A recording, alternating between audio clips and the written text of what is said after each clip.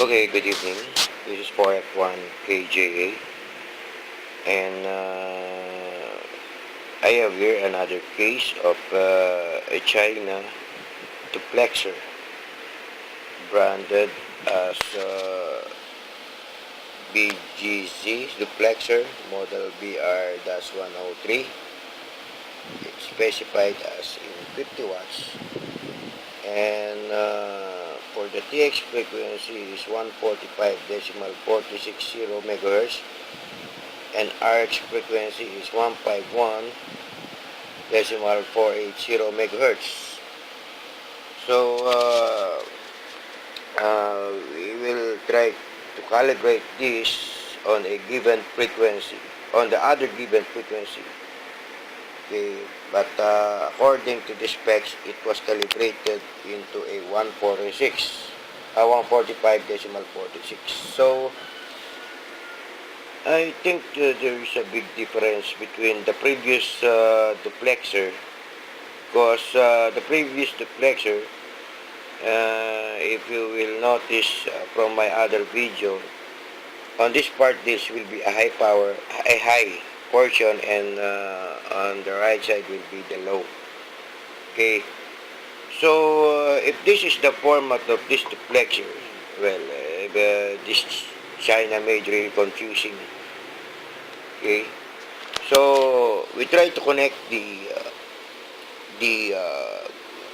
TX of the radio, so we could check if this is calibrated or not. Okay, if it is really working, because the high should be connected to the TX and the low should be on the RX. So I have already reconfigured this on the instrument we needed. So I have here again my ICOM. It's a 3220 hotel, and right now I put it on a 145.46 as specified on the duplexer. And this duplexer was owned by Noe San Jr. Okay, so I need some clarification to Noe San about this one. So we will try to try on this configuration if there will be a power output. So okay, I have your SWR, and going to, and here's my mic for the 3220 dual band. So okay, on a high power mode. Okay, if you can see, if I try to transmit it, okay, I will give you the, there's no power output. Okay, and if we will check the SWR to calibrate, okay, calibrate, there's none, even though we adjust full. Okay, no reflection. Okay, so okay, this is from the radio, and this from the radio, and this is from the antenna. Okay, so right now from the antenna it go here, and then from the output powers should be there.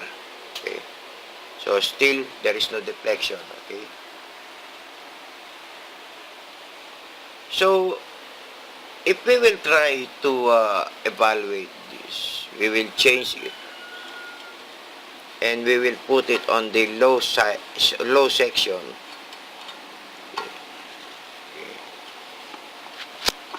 So it is, so we will connect that on that part.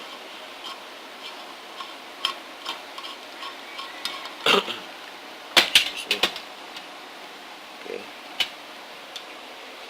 so again, same frequency, we just only change the connection. So power, okay, so there is a power, but I think transmitting on a very low watts, which is we are set on a high power. Okay, okay, okay, still a very low power output. Okay, And for the calibration, I think the power is only 5 watts. Okay, it's lower than 5 watts. Okay, so we will try to, okay, power. Okay, so if we will going to calibrate that. Okay, okay.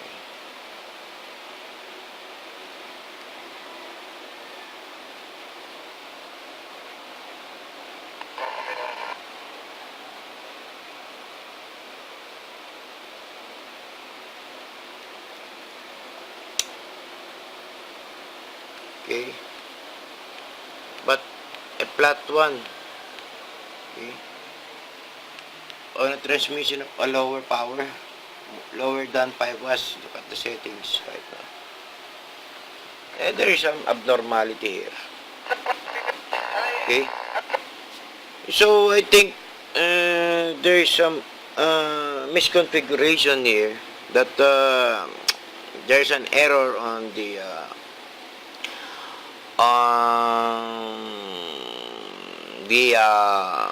level. Okay, actually this is an abnormal situation for a duplexer, and it wasn't calibrated properly. On the configuration of the true China duplexer, the high should be on this side and the low should be on this side. Well, I hope now you have the right connection on that, but it's a misconfiguration of high power, but transmitting on a low power. See, on a power settings, okay, forward, okay, see, it should be transmitting, it's more than 30 watts, because I have a radio here that transmits 35 watts to 40 watts. Okay, so going to check the adjustment. Okay, I haven't adjusted that, so we will try to yeah, that's the original configuration right now. Okay, this still China, same model, and we will try to verify everything.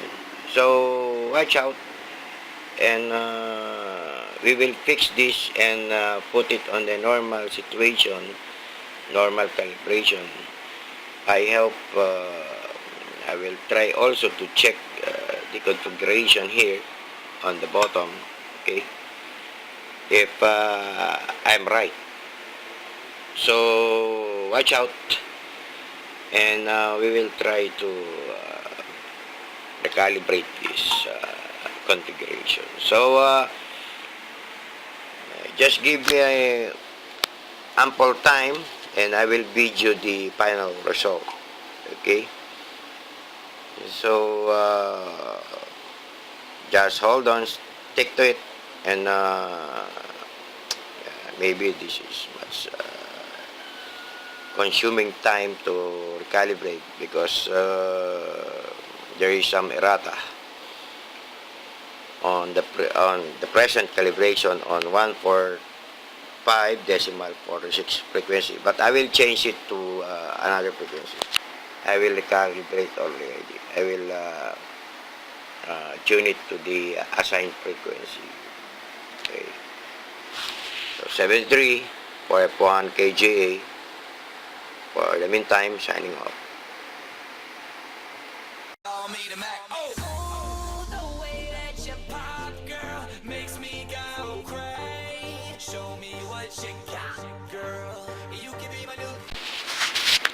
Okay, good morning.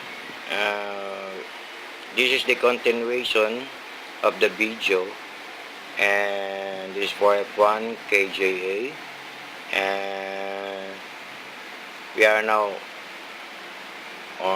more or less or about 5 o'clock in the morning.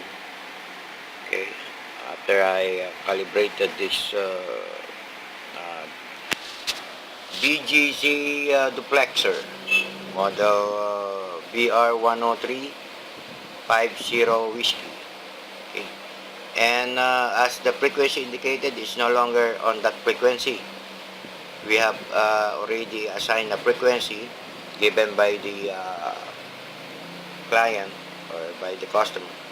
It's Noe Santillan Jr., Noe San.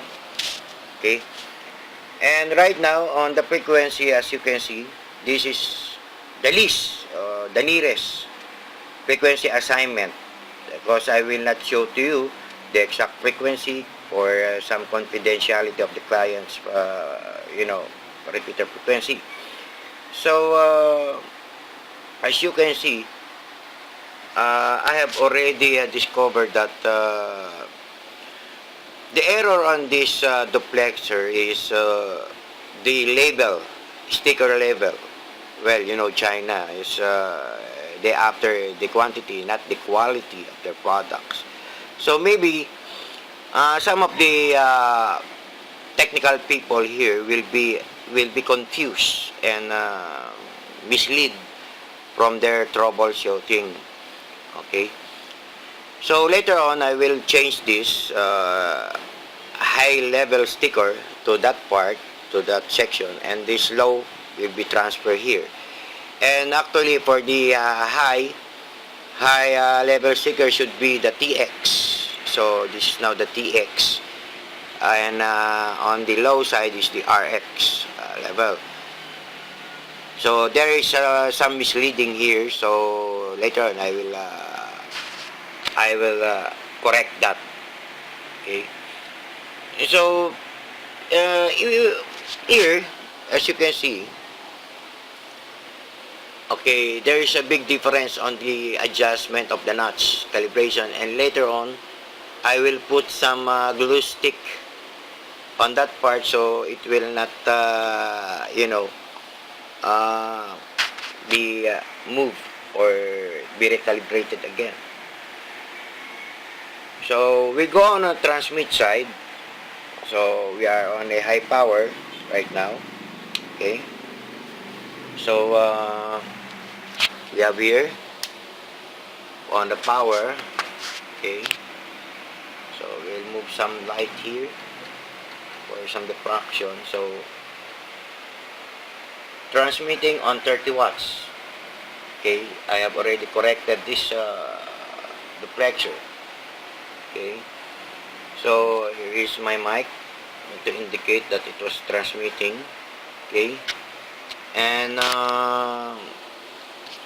we will transmit it and to calibrate. We will switch this to calibration.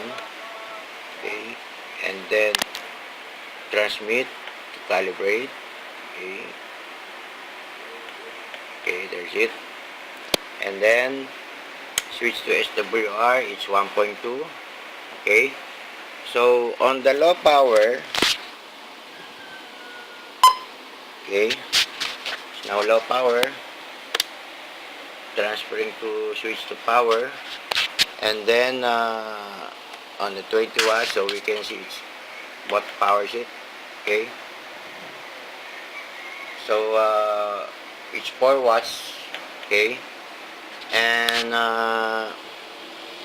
okay, wait, we will try to switch this on a calibrate mode, and then okay,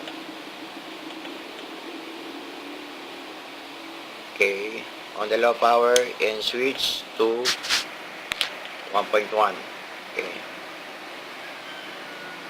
so here's it. So that is list of the best calibration. Okay, and then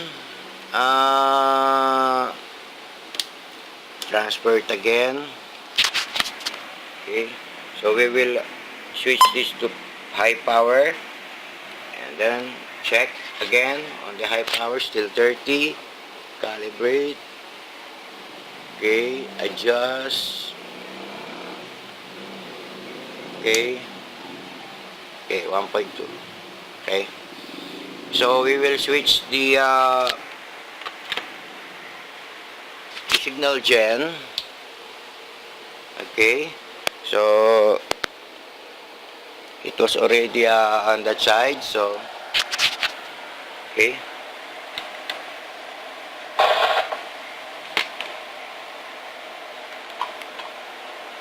Okay, wait. Try to put this on the upper part. Okay. I hope it will not drop.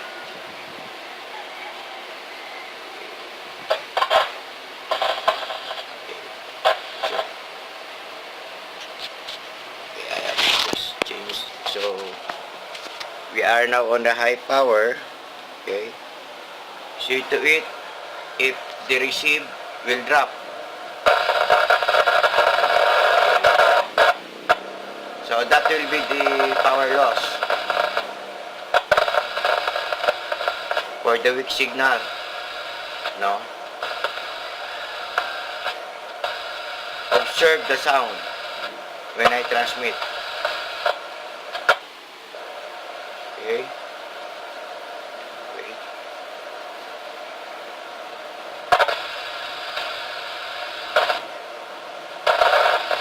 Okay, that is on the high power. But if we will transmit it on the low power, there will be also a less interference or rejection on the side. Okay? No loss. Well, there is some loss, as you can see on the hissing sound, that the receive also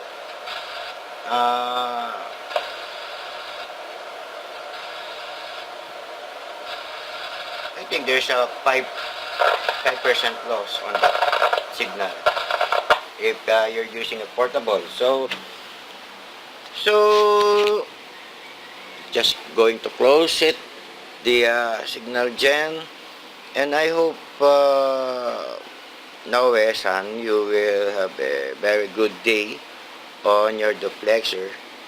So again, we will double check this and recheck again, and I hope after I wake up, going to sleep a little bit, so I could send this to LBC for shipment. So again, good morning. If you have any inquiries or comment or suggestion, please do not hesitate to type in or chat in with me. Okay. And this is 4F1KJA. We have an official website, www.4f1kja.com. 73s. And good morning. 4F1KJA signing off.